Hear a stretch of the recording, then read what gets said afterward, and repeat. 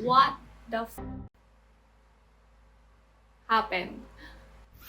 Come get out of the slump with me.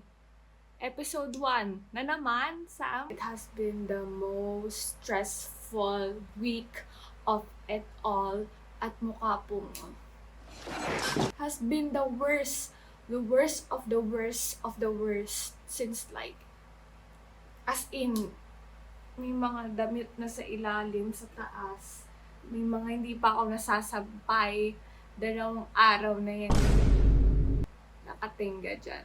Ganun talaga ang buhay. I'm gonna be really honest with you guys. Dito, marumi. Dito, marumi. Yung kama ko, wala nang bedsheet. Meron pa akong hindi natutupi.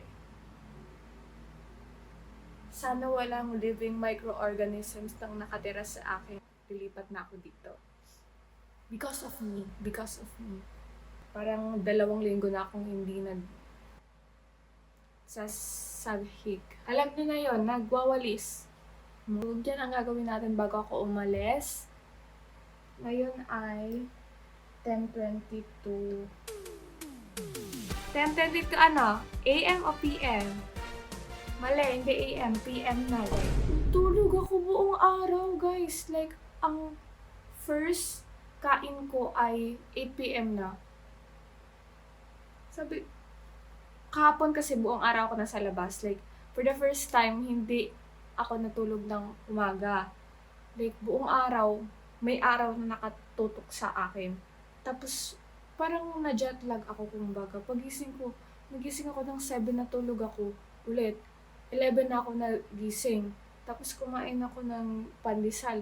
Tapos natulog ulit ako. Pagising ko mag-aalas 4 na. Tapos saka na ako umalis para kunin ang regalo ng nanay ko.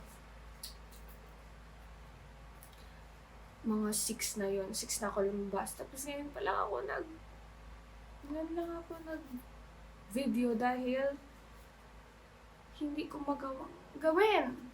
Ita-time crunch ko siya. Feeling ko kaya ko naman yun. Kaya ko yun. Kasi ayaw kong bumalik dito ng ganito ang sitwasyon ng akin. Pinapahawa ko lang to kasi tinatamad ako. Hindi ko alam kung tamad ba to or what, pero yeah. So, una kong gagawin ay hahatiin ko by pieces. Brick by brick. Kung ano ang una-una kong gagawin. Dahil marami-rami to at marami akong oras. Like, maliligo na lang ako bukas para ready ako. Kasi susundin na ako bukas ng parents ko.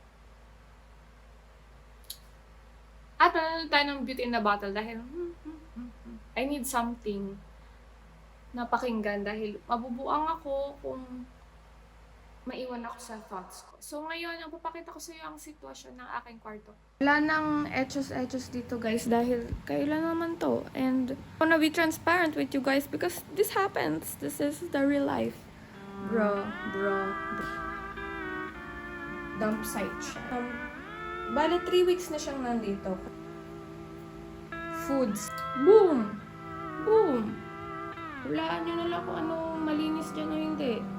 Doon ako, sampay, table. Disgusting, right? Hindi ko alam kung paano ako umabot sa ganitong punto, pero mahal ko ang sarili ko at pinapatawad ko ang sarili ko dahil malilinis yan at malilinis. Gagawa muna ako ng listahan habang manonood. Also, may donut ako. So, deserve ko ba mag-donut, guys? Feeling ko sa dulo na lang ako magdo-donut kapag deserve ko na at may... Bakit ko, Lord? Bakit, Lord?